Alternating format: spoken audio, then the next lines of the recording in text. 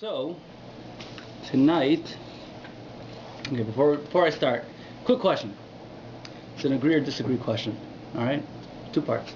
First part is, you agree, from what you know of the story of Purim, that Esther went to Achashverosh to plead our case on our behalf to Achashverosh to get Haman hanged? You agree? Yeah?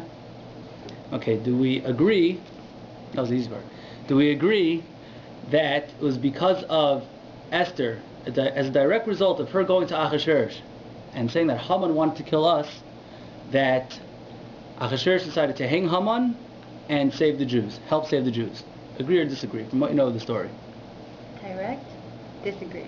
Disagree. You think that... I guess indirect. Right. Indirectly. But you don't think that when she said, kill Haman, he was the one who did it, Achashverosh wasn't going to do it? Or you think, no, he was going to listen to his wife? What do you mean? He wasn't... From the story, the way it seems like that's exactly what happened. Right. But like we know that that's not exactly right. what. So that's what we want to go through tonight. I guarantee you ask this to 95% of the people out there, and you ask them, did it or not? They tell yes. She actually did. Right? You see from the Psukim she did, right? If you read through the Megillah from the story, that's what it seems, right? So I'm actually going to show you, if you look again at the Psukim, you're going to see, even in the Psukim itself, there was no way she was going to succeed. Right? There was absolutely no way that Esther was going to go in, and Achashverosh was not holding by killing Haman. He never was going to kill Haman, and he was never going to save the Jews. He was never going to save Esther. Nothing was going to happen. Nothing of the sort. And that's why we have the actual title is, was she a heroine? It's not heroine, but it's heroine, I think, or ineffective. Right? Was she ineffective? What I mean is that she went in, she pleaded our case, she said Haman is the one who wants to kill me and the nation and the Jewish nation, but Achashverosh was not going to kill Haman. He's not going to do it. All right? Now, most people have in their heads that she did. Why is that? Because we have a basic understanding of how the Megillah goes. But we're going to go back and read the Megillah again, and you're going to see something, I think, fascinating. Now, just to make a disclaimer before we start, this is not to belittle what Esther did at all. Right? You have to understand she was one of the Zayin Nevi'as. Right? She went in, and she was Meiser Nafsha, right, to the point where the Gemara says that Esther Yerakroikis, what says she was green. Why was she green? The guy says she was green because she was in the palace. Kol Toivasan Shel Rishoyim Ra'ahi Eitzel Tzadikim. All the good that Rishoyim enjoy in Olam Hazeh is Ra'ah for Tzadikim. Tzadikim can't stand it. She was Pashat holding. She's in the palace. She's getting all this pampering and everything else. She was Pashat holding by vomiting from the whole thing. She couldn't take it. She was green. So we have to realize she's going into Mordechai was mitzvah her you for whatever reason. You have to go into a guy in Orel, a Tamei, Achashverosh, this wicked king, and you have to be mishtadel. But make no mistake about it, Mordechai told her, we're going to be saved. You're not going to be the one who does it. Whether you go in, whether you don't go in. Alright. Now, just wanted just give a little background why people read through Psukim and see natural order of events. Now we know that Megillah Esther is a Nes Nister, right? To the point that the name of Hashem is not even mentioned in the Megillah. Which begs the question, why not? When Mordechai and Esther wrote the Megillah with Ruach HaKodesh, why couldn't they? One reference to Hashem's names? Anything? Did they put a reference? Did they not? So if you turn to the first page, please. We're going to go through a little bit of the Yosef Lekach over here. And I think it has a 3 on the top left corner. It's the parish of the Yosef Lekach. And he says like this. He explains why the name of Hashem is not explicitly in the Megillah. So if you look on, please don't mind all the markings here, it's from a different share, but the first arrow says like this. Aval kasher amru Chazal shamegillah azos b'ruach hakodesh nemra. Chazal tell us that this Megillah is written with Ruach HaKodesh. L'haidia, this is to tell us shekol ha'maisa hazeh mitchilasav ad sofa l'haya derech mikra v'izdamin. Nothing here was happenstance. Nothing just happened. This is all from HaKadosh Baruch Hu from beginning to end. Sai when Haman was on the up, and Sai when he was on the down. Fine. We know that all the events in the Megillah were written in the history books of Paras Madai. He's going to explain further that they did not, even though all these events should have been written with the Shem Hashem, but because they were written in the Sifrei Paras Madai, they did not include the Shem Hashem. Now if you skip down please to the next arrow, and he says like this, why does the Megillah tell us that it was written in the history books of Paras Madai. Why is the name of Hashem not mentioned at all? There are many things which are written in a hidden way. These are things, events which should have been announced in a grandiose fashion. So he says like this: they were afraid of the king. It was political. Maybe the king would look at our Megillah and he'd get upset and he'd say,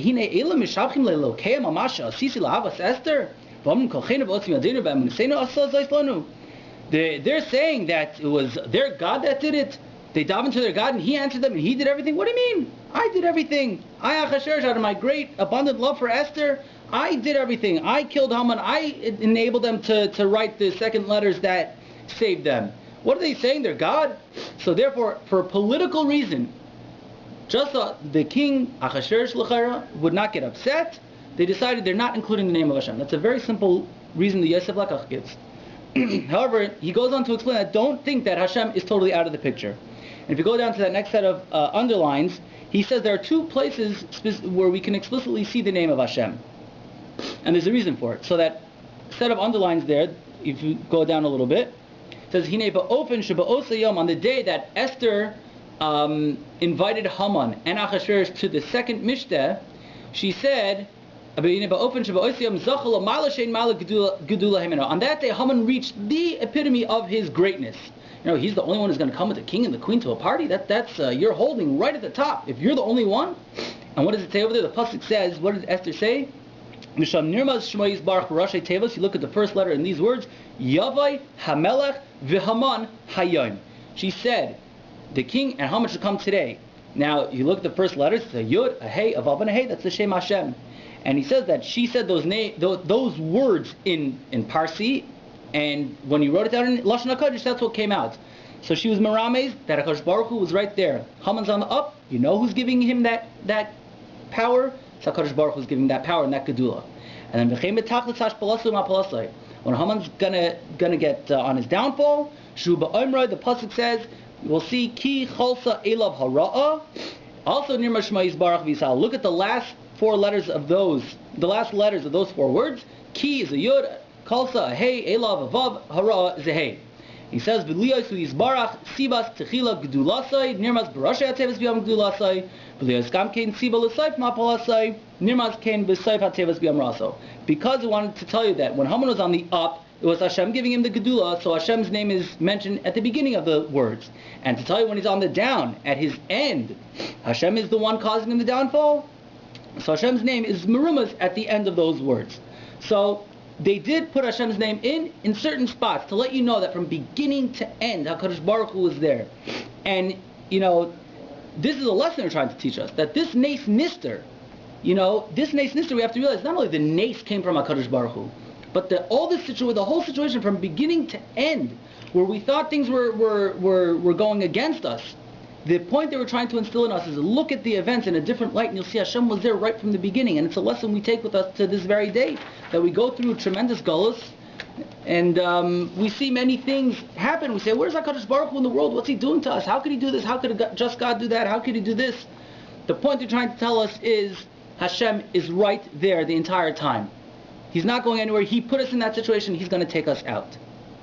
Now, to say this a little clearer in a mashal, the guy in the next page, there's see the Perish Agral Derech HaPshat. The first line there, the guy gives a mashal. He says like this: Amar mashal for Nes Nister. What the point of Nisim Nistarim are? Lamelech Shaylo ben Yachad. There was a king who had an only child. He had servants who did not like this son because they saw that the king loved him very much. Liyamim, after many days, this son sinned to his father and he banished him to the forest. The son thought, he thought that, oh, my father has left me, he threw me out of the house. He says, however, but the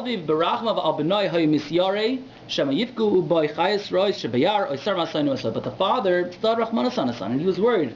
There are bears out there are wild animals, and even these my advisors, I know they don't like him, they're going to try and harm him. So what did he do? He sent out his servants, who he trusted, into the forest to watch over his son. He said, make sure my son does not know that I sent you, because I want him to do tshuva. The Yamim days went by, a bear comes, and what happened? One of the servants out of the blue comes and saves him from the bear. No, the Savar Ben Shi Mikra. No, happened. He happened to be in the forest. He was hunting for my father and happened to see me and he saved me. Afterwards, another Sar, one of these people who hated the son, comes and he tries to harm him. And what happens again? Saves him. The son understood, these events constantly happen to me that I'm in danger, and all of a sudden a servant comes and saves me. So the Haven Shizos also of he realized that this is coming from his father. The love for his father was instilled more in his heart, and he went back to Tshuva Shlema. So the Nimshal, the Goin says, HaKadosh Baruch Hu shalach oisanu b'galus hamar. HaKadosh Baruch Hu sends us into this bitter galus. But he's worried. There are many people who try to harm us. So what does he do? Shalach oisanu avadav. He sends us those who serve him, the Gedolim who serve HaKadosh Baruch Hu, and he does nisim through their hands. HaKadosh Baruch Hu doesn't show himself. Why? Because he wants us to do tshuva. Mordechai, Esther, and their whole generation, afterwards, they understood. They saw it with their own eyes and they understood this is all coming from HaKadosh Baruch Hu. What was the result? The Kiblu Aleim as Satira Ba'ava Rabba. Kimu v'Kiblu HaYehudim, right? There was a new Kabbalah, a re-Kabbalah Satira, that they decided to accept the Torah, Ba'ava Rabba. The point of Nisim Nistarim, why HaKadosh Baruch Hu didn't he just send the hand down from Shemaim and swallow up Haman? Let him fall into the ground, right? Why didn't he? The Medrash says that Haman the night before tried on the noose to see how, he's showing his son, this is how tall Mordechai is, it's about my height, this is how, and Abbas Kol Min HaShemayim came out and said, for you it's more fitting, it looks better on you than on Mordechai. So why then did Hashem make him trip and kill himself, right? So he says, because HaKadosh Baruch Hu wanted the Nisim Nistarim are for us to increase our Ahavas Hashem, to come closer to Hashem, and to realize this point, that no matter what situation we're in, HaKadosh Baruch Hu put us there, and He's the one who's going to take us out. That's why they decided to make this, to write this in a certain way, to show us this lesson of what a Nes Nister is, the point of a Nes Nister. So now, let's get back to Perek Zayin, where it all starts. And before we go to Perek Zayin, we're going to just say one thing. This is the reason Achashverosh is not going to kill Haman. There's a Gemara, and that's on the next page. You see the Gemara in Brachos, Daf Samach Aleph and Beis. I'm not going to read it inside, it's just a couple of underlines there. But it says like this, that Tzadikim, their Yetzer Tov is Shoftan. Their Yetzer Tov is their Shofet. Risha'im, Yetzer Ra Shoftan. A Rasha, his Yetzer Hara is his Shofet. Beinonim, people are in the middle, Zev is their Shoftan. Sometimes Yetzer Hara is their Shofet, sometimes Yetzer Tov is their Shofet. The Goin's brother asked him, since when did the Yetzer Hara and the Yetzer Tov Shoftim, they're judges, who gave them smicha to judge cases? So the Goin said that's not what it means. A Shofet here means ruler. Moishel, and there are many psukim in Chazal to back this up. Misam Chasar b'Shofet Aleinu, that who made you a ruler over us. That basically the Gaon is interpreting this Gemara to mean like this: a tzaddik, who rules over a tzaddik is Yetzer Tov, and therefore if you see a tzaddik even doing an avera, something which looks a little shady, don't suspect him, because who's ruling him? Who's telling him to do it? He's guided by his Yetzer Tov. A Rasha is the same way on the opposite side. Rasha, even if you see him doing something good, be very careful. Why? Because where's it coming from? It's coming from his Yetzer Hara. The trouble is when you have a Beinani sometimes it could be this way, sometimes it could be that way. So we're mechuyev to be done the kavschos that it's his Yetzer Tov, but it can go either way. Now let's think for a second. Who is Achashverosh? Achashverosh is a Rasha. He's a Yetzer Hara. Who is Haman? Haman's a Rasha. Haman's a Yetzer Hara. Who is Esther? She's a Tzaddikus. She's a Yetzer Tov. Generally the Yetzer Hara does not listen to the Yetzer Tov. It doesn't happen. There are conflicts between them. A Rasha likes to further his rishus. Achashverosh and Haman were the best of chavrusas. The Medrash says the hatred that Achashverosh had for Haman was more, that had for the Yidden was more than Haman's. Achashverosh hated us more. The Gemara in Megillah says that there are two partners. One had a hole in his field, the other one had a mound of dirt, and they said, The one said, oh, who's going to come and fill up my mound? The other one said, who's going to come fill up, take away my dirt? Who's going to fill up my... Another one said, who's going to fill up my hole? And they met each other, said, oh, let's make a deal. You don't even have to pay me for it. Just fill it up. Let's come together. Halavai. They found themselves shidduch. This is a shidduch in Gehenim over here. This is mamish. They were best of chavrusas, and there's absolutely no way that a yetzer hara listens to a yetzer tov. So Esther going in, it's very nice. It's just not going to happen. So now let's go to the Psukim in Perek Zayin. I think so, the other papers over there. Oh, you had? Okay. So in Perek Zayin, right, so Pasuk Aleph, Vayava HaMelech V'Aman Lisha Semester HaMalka, Vayamar HaMelech Esther Gam B'Yom HaSheni Mishta Yayin, right, what Mashe Losech, Ma'Vakash Losech. V'Atan Esther HaMalka, Pasuk Gimel, V'Tomer Yimataz Yichem B'Einecha HaMelech V'Mal HaMelech Tov, Tinasin Li Nafshi B'Yishei Losi V'Ami B'Vakash Losi. She wants something for herself, Nafshi, and for her nation. And she says, Kinim Karno Ami V'Ami Lashmi La'ar Galabed. Fine, so Pasuk, hey, the king says, V'Yomer HaMelech HaChashverosh V'Yomer Esther HaMalka. So this is a very derech agav, why it says Vayomer and Vayomer twice. So I think it's, Rashi points out that he never spoke to her directly.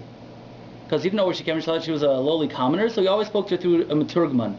After he found out she was from Shaul HaMelech, she was royalty, then that's Vayomer Esther HaMalka. That's the first time he started speaking directly to her. But until now, he didn't speak to her directly, it was only through an interpreter. So he says like this, who is this and what is this who wants to fill his heart to do this against you? And the guy explains this like this. He said, I understand something. Nafshi, you want something for your Am? Every time till now I've asked you, where do you come from? I have no idea. Who are your parents? Oh, how am I supposed to know? Esther didn't say anything. She said, I don't know where I come from. I was found in a trash can by this Mordechai. I have no idea who my parents were. I never had any parents. So Akshay said, what are you saying? Ami, your nation? You don't know who your nation is. That's a miuzev, ezu, what is this? Who is this? Well, what's going on over here? So now, Esther says like this, Ish, Tsar v'oyev, Haman hara hazeh. Esther says it's the man, the enemy, the oppressor, the wicked Haman, this wicked Haman. So now, if we were expecting that Esther right now gets Haman killed, the next words in the pasuk should be Vayomar HaMelech Tzluhu olav, Ketulu, Harguhu, kill him. You just found out that this guy wants to kill your wife. Right? He wants to kill your wife who you're infatuated with. Right? Kill him. That's not what the pasuk says. The pasuk just says V'haman nivas milifnei HaMelech v'Hamalka. And what is the next pasuk? Pasuk Zayin. V'hamelech kam b'chamasa mimishtei hayayin el ginas habisan. He gets up in his anger and he goes out to the garden. Achashverosh, what are you doing going to a garden? This guy wants to kill your wife. He wants to destroy her people. What's going on over here? Where are you going? So, Achashverosh was a politician and he knew one thing. I remember many years ago, I made an insane decision when I was angry. I killed a wife before. That's not going to happen now. I'm going out to my garden. I'm going to cool off for a minute. I have to think things through now, right? I have to think three things. How to keep Haman alive, my chavrusa. How to keep Esther alive, my wife. And how to kill the Jews. That's what I have to do. I have to think rationally, go out to my garden, calm down, take a chill, take a walk, then I'll come back. I'll think things through rationally. What does Haman do? Haman gets up, those are the four words we pointed out before. He saw Meis HaMelech, he saw was finished. Okay, so he goes out to the garden. So l'chaira, going out to the garden, everything should be good and dandy. So what happens though? The next one says, and he comes back in. Now there's a very interesting Gemara over here, and we're going to keep going back to this Gemara. It's the one that has a 1 on the left-hand side of it. And if you see where the underlines are, it's the second line of the underlines. And it says like this, at the end of the line it says, V'hamelech kam b'chamasai v'melech shav miginas habisan. King got up, king comes back in. Gemara says, Maki shiva lakima. We're going to connect his coming back in to his getting up. Which means what? Makima b'chema, just like he got up and he was furious. Av shiva b'chema. He came back in and he was also furious. But we asked, wait a second, you went out to cool off. So what happened out there? So the Gemara says like this, he goes out there into his $50 million garden and he sees there are malachim over there who look like men. What were they doing? They're there chopping down every single last tree and last plant that's in this garden which he invested his life into. So he said, what are you doing to my garden? You're tearing up my garden. Amrulay, they said, what do you want from our lives? Devatkidon Haman. What do you want from my life? Haman, he contracted us out to do this. Go speak to Haman. I have no idea. So Gemara says he got so enraged he went back inside. That's why he came back in a rage. Now, what Chazal done in that pasuk have given us a tremendous insight to who this Achashverosh is. When it comes to killing off an entire nation, men, women, children, newborn babies, pregnant women, older people, nah, he's willing to give it over. But tear up my garden, rip up my trees, ooh, that I can't stand. He's an environmentalist, right? Can't stand it. That's worse than you want to kill my wife, I don't care. But my garden, no, can't take it. So what happens, he comes back in. But he's still not holding by killing Haman. He's not going to do it. What happens, he comes back in, and just keep this Gemara open, we're going to come back to it. But before we go weiter, actually, I just want to say one thing. There's a very interesting Vilna Gaon over here, and we're not going to go inside, but he says, it seems that it's not fair over here. These Malachim lied. Haman didn't contract them out. How did Malachim lie over here? Right? They said a lie. So the Gaon says that this is not sheker. He said this is what we call midah keneged midah. The way Haman got Achashverosh all incensed at the Yidden, and Midrashim about it, was that the Gemara says, "Less man diyada lishna bisha kehaman." There was no filthier mouth. There was not one mouth in the world who knew how to say lashon hara like Haman. He knew how to say sheker after sheker after sheker. This is tzuri v'lav lasabai. Hakadosh Baruch Hu is taking out from Rishoim midah keneged midah. That's what this is part of his punishment. This is the midah keneged midah. You're saying sheker about the Yidden to try and get them destroyed. Your punishment's going to come through sheker from these malachim.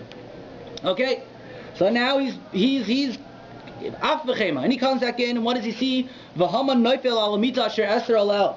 He's falling on the mita, on the bed which Esther is on. Okay, now let's go back to this Gemara where we left off on the 4th line. Also Labese, he comes back into his house, and remember he's in a rage. V'haman noifel al mita. Haman is falling on the bed. The Gemara asks the immediate shaila, noifel, he is falling, nafal mi baile.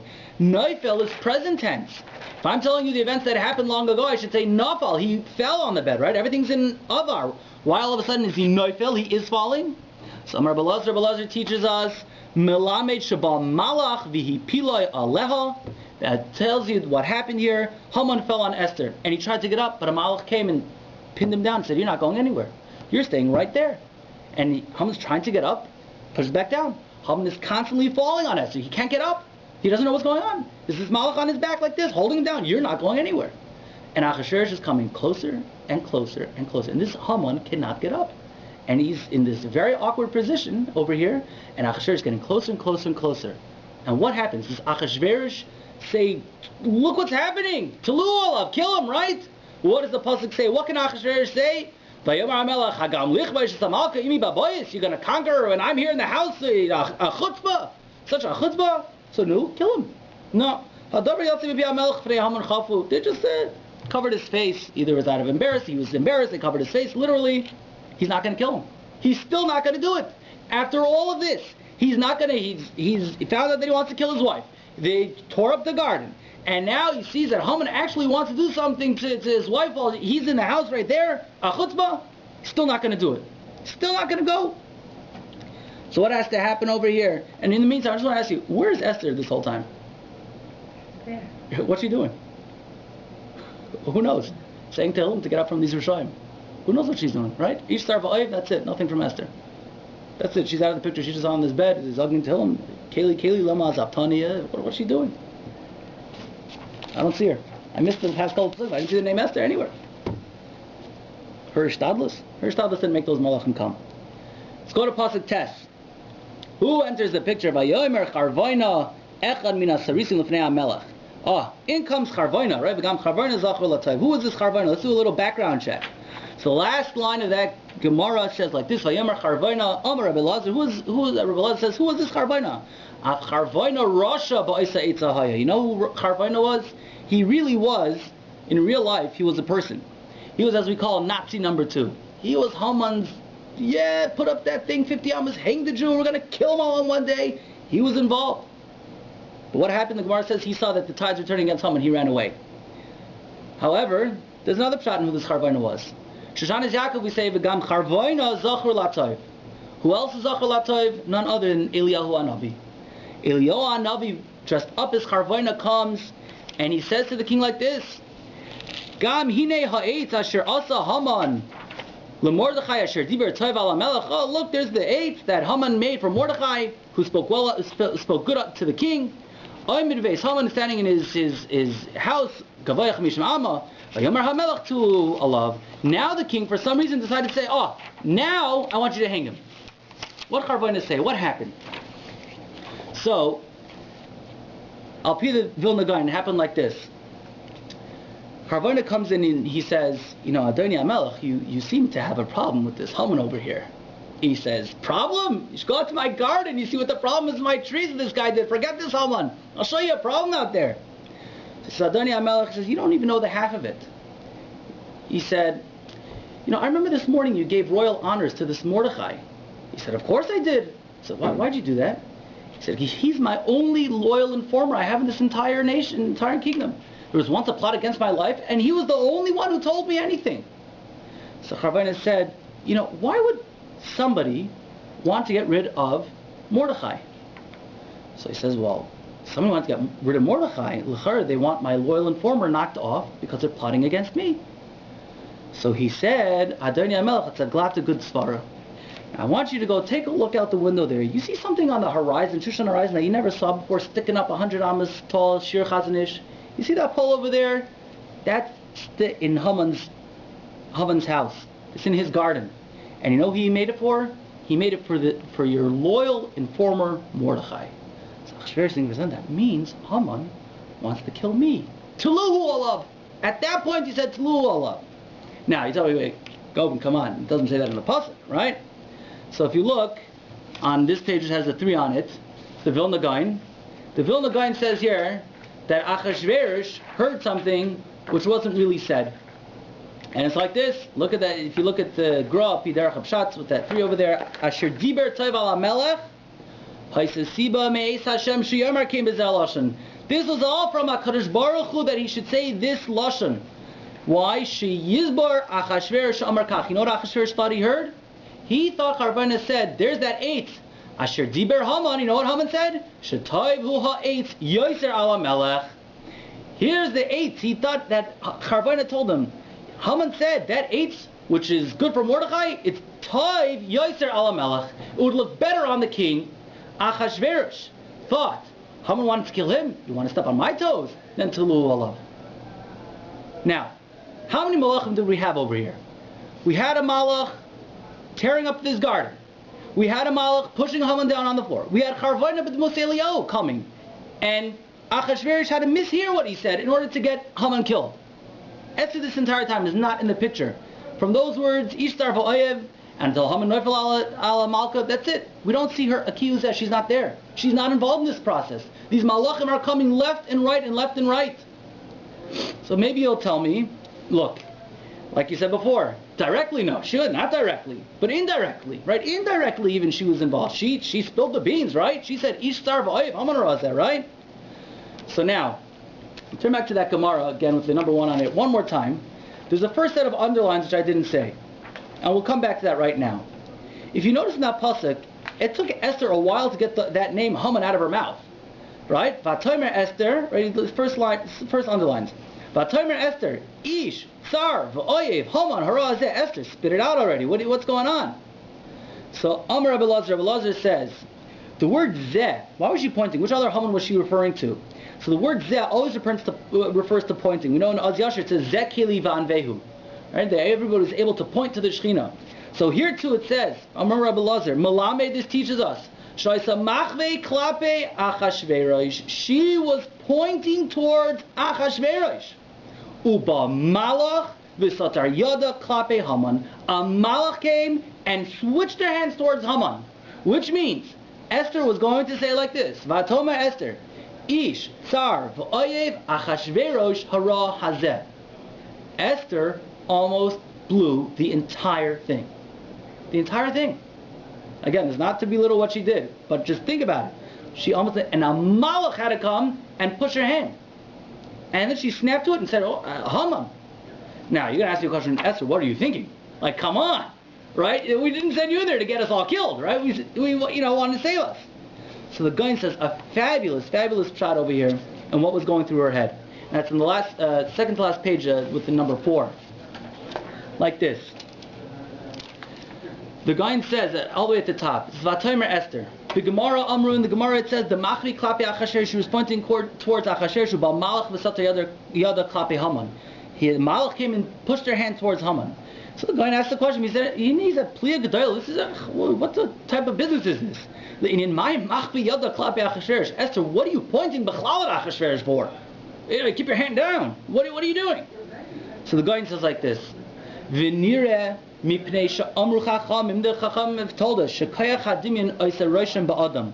Person's imagination makes an impact, an impression on him. K'may she'anu roim, as we see, she'roitze likroy Shimon v'kay Reuven. V'hainu sheb'machshavto hay Reuven. What happens? Sometimes you're thinking, you're in the middle of something and you're thinking about Shimon, and Reuven comes up to you and you say, "Hey Shimon, what's going on?" Now, why did you say Shimon if the guy's Reuven in front of you? Because your mind was on Shimon. Your mind was not on Reuven. So he says like this, look at this, Vida, you should know, Shebachol tzadikim, by all the tzadikim, hayadarkum, their way was, l'chshidabru dvarim lifnei hamelech, when they would speak to kings, hayalibam umachshavaisam davak l'HaKadosh Baruch Hu yisbarach shemai. They weren't speaking to the king, they were speaking to HaKadosh Baruch Hu, they were davening. They were davening. Whenever a tzaddik would talk to a king, they would be davening to HaKadosh Baruch Hu. HaKadosh Baruch Hu, please accept my tefillah. Please let this king accept what I'm going to say right now. Because I know Lev Melachim V'Sarim B'Yad Hashem, it's all up to you. So please, what I'm going to say right now, please let this king listen. And he says, just skip the parentheses, please. V'chein hayakan, so too here. Sheliba hayal HaKadosh Baruch Hu. She was davakin HaKadosh Baruch Hu. She was davening v'yav machshavta al Achashverosh. She was thinking Achashverosh. She was thinking HaKadosh Baruch Hu. Please let this king Achashverosh listen to me and let me find favor in his eyes that he should be mevatel this whole gezerah. But umachmas hadimyan hazeh, because of this imagination in her head, tasa, she made a mistake. Umachve biyada klape Achashverosh, she started to point towards Achashverosh, so she actually was. And before she could actually say the word Achashverosh, ubal malach b'satar yada klape Haman. A malach came and pushed her hand out of the way towards Haman. So even indirectly, it almost didn't work. We need another malach. Again, a malach in the garden, a malach pushing Haman down, a malach as charboina. He should misunderstand, and a malach even when she was talking to Achashverosh to help her out. When she came, right, the Gemara even says, before that, where did these malachim come from? Where did they all come from? You know where they came from? And I'll tell you like this, in Shoshanis Yaakov we say like this, L'haidia. The point of reading Megillah Esther is what? The idea to let us know, all those who daven to you and beseech you, they will not be turned away. So I say to you, you read the events of the Megillah and you say, no, that's not the point. The point is, if you get in trouble with the government, make sure somebody in there's a Jew, send them in, and they'll help you out, right? Make sure, Joe Lieberman's there, it's America, whatever. Make sure there's some Jew there, right? That's the point. So no, what's going on right now? Klal Yisrael are davening. Klal Yisrael are on just finished their third day and third night of fasting and davening, tshuva, tefillah, tzedakah, tzoim. Klal Yisrael are davening. When Klal Yisrael are davening, doing teshuvah, Kadosh Baruch Hu sends malachim right away. And that's the point of the Megillah, l'haidia, to let us know, shekol kaivecha, la'yivoshev, la'yikamel, la'netzach kol ha'chaysim bayit. Whenever you daven to Kadosh Baruch Hu, Hashem is going to perform nisim v'niflois, like this, keharaf ayin. The Yeshua is going to come as soon as you call out to Kadosh Baruch Hu. This is what saves Klal Yisrael. Klal Yisrael, be'etzem, saved themselves. I don't have time now, but you can all check up the other shir that I gave this morning. But you can check it up on, he's going to put it up. What saved Klal Yisrael? Klal Yisrael were davening. The unbelievable midrashim, how Klal Yisrael pierced through the Shemayims, and they got a Kadosh Baruch Hu to save us. But this is what was going on. Esther, we thank her, and she was mishtadel, and it even pains us to think that at the end of this whole Megillah, while she is still stuck with this Rasha Marusha. It pains us to think about it. And it pains us to think she's separated from all of the Yidden. But Lamaisa, the question was heroine or ineffective. I don't say ineffective, but we see it was malachim. That's who saved Klal Yisrael. That's what saved Klal Yisrael. That's what got Achashverosh to rip up the Gezerah, to kill Haman when he misheard all these businesses. Look, the Gemara says one of the reasons she invited Haman. Why did she invite Haman to the party? One of the reasons the Gemara says that Shalayimru Yisrael, so the Jews shouldn't say Achos lanu bebeis hamishte v'yasichu daita min hatfilah. Right, Kleisel, there's fasting 3 days, 3 nights. They're going to feel it. And imagine how you feel after one Yom Kippur. They're doing 3 Yom Kippurs back to back to back. They're going to feel, they're going to say, look, Esther's there. We can rely on Esther. She'll bail us out. You know what would happen if we would have stopped davening? She didn't want that. She wanted them to say, oh my goodness, she's inviting Haman, our enemy, with her? She must have sold us out. She must be going to the other side trying to make a deal for her own life. And what's going to happen? They're going to intensify their Torah. They're going to intensify their tefillah. They're going to intensify their tshuva. More davening and more davening and more davening. This was her point. No ishtadlus. She had to go in for a specific reason that Mordechai was mitzvah for her. But Revach v'Atzala, we have to know, Revach v'Atzala yamid la'Yehud mimakam acher. When HaKadosh Baruch Hu wants, and this is a lesson we take through with us through our entire Golos. Remember, HaKadosh Baruch Hu put us there. He put the tzara there, but HaKadosh Baruch Hu is going to be the one to take us out. As soon as we snap back to tshuva and tefillah, we call out to HaKadosh Baruch Hu. And that's the point. Whenever we